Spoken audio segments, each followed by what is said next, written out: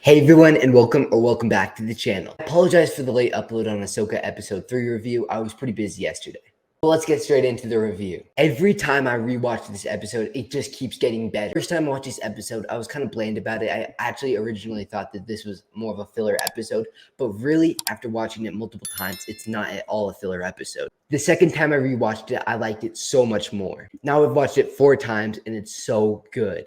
This episode literally felt like it was made by George Lucas. I don't know why, it just did. And the fighting scenes remind me a lot of the prequels, which as a big prequels fan, it was awesome to see. And even in the watch party, I noticed the reference to the prequels with Shin wearing the headset that Obi-Wan Kenobi wore in the prequels. I like the lore on diving into the midichlorians and explaining that to the Star Wars fans, because the average Star Wars fan just doesn't know anything about midichlorian. So it's awesome to see them go in more of depth. One thing that worries me is that Sabine's going to be like a very powerful Jedi, which wouldn't make sense because her midichlorian level is low. And if you guys don't know what like midichlorians are, I can make a video explaining exactly what they are and what they do to Force users. But to sum it up real quickly, it's basically like a satellite to attract the Force and give you more Force power. But I could go more in depth in a separate video.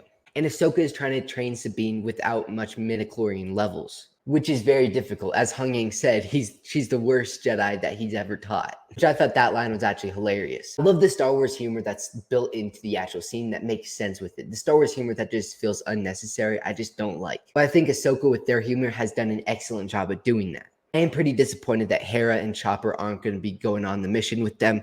I just think they'll get way less screen time, but it does make sense. And I was expecting the Rebel Alliance to not send any help or resources. That's what will make this show so risky, because it makes things more interesting. I mean, how would Thrawn and the remainings of the Empire take over all the rebels? I mean, I guess that's what they did with the Republic, which turned into the rebels, but that's besides the point. Anyway, it was really cool to see Jason. I was pretty disappointed that we didn't get a Kanan reference or anything like that. I am once again also disappointed that we haven't gotten any mention of Zeb or Captain Rex, which I feel Zeb would always try to help and find Ezra. So it doesn't make a lot of sense that they haven't even told him yet what they're doing and what their plan is to maybe find Ezra and Thrawn. But I'm still in hopes that they both show up throughout the series, even if it's just from a minor part. But I am pretty disappointed that Zeb, knowing that it's kind of a Rebel Season 5, isn't in Ahsoka series too much. So maybe he won't be in Season 1 too much, but maybe if we get a Season 2, he could make way more appearances. And maybe be a main character in Season 2. And it felt like in The Mandalorian Season 3 with the cameo of Zeb that it was more like a setup for Ahsoka, but maybe it was just an apology that they didn't put him in Ahsoka. Which I'm hoping is not the case, but we'll see. And I hate the theory that Ezra is Marok. He is not Marok, and I'll tell you exactly why. The only fact that people are using that Ezra is Marok is stupid. Because they're saying in Rebels Seasons 3, he did use the dark side, which he did. He used a Sith holocron. But he used the Sith power, the Sith holocron, to protect his family. So why would he suddenly turn evil and then go hunt down his family while they're trying to find him? That just makes no sense. And also, in the midst of it, he just saved his whole planet. He sacrificed himself for stopping the Sith, the Empire, and Thrawn. So why would he suddenly just turn on their team, go into the other galaxy, return to their galaxy to try to kill Ahsoka and Sabine, which especially Sabine and Ezra were very close. So it makes literally no sense. Unless he's like Order 66 control chipped or something, but that doesn't even make sense either. So I do not think Ezra is Marok for those reasons. I think it'd be cool to either see Barriss Offee or Starkiller become Marok. But if it is Starkiller, please do not make him as overpowered as he was in Force Unleashed. Don't get me wrong, Force Unleashed, one of my favorite Star Wars games, definitely top 3, but he's way too powerful for Star Wars canon. I also forgot to mention how awesome it is seeing the Purrgil in Ahsoka, which I hope they play a major part like they did in Rebels Season 4.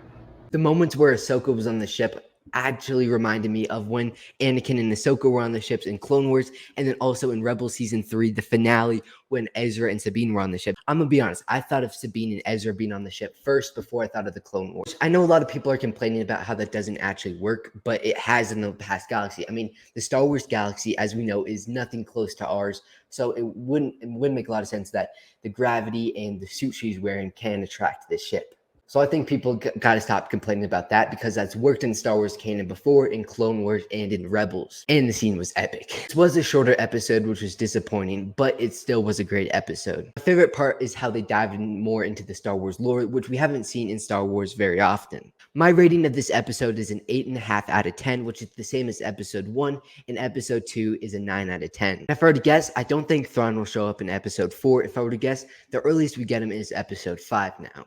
And I do think in episode 4, we'll get the fight between Baylan Skoll and Ahsoka, which from the trailers, they look like an awesome fight. But thank you all so much for watching. Make sure to subscribe and drop a like on this video. Make sure to check out our watch parties every Tuesday here on the channel at 9 p.m. Eastern Time, which is also 5 p.m. Pacific Time. I hope to see you all there, and thank you all so much for watching. May the Force be with you, always.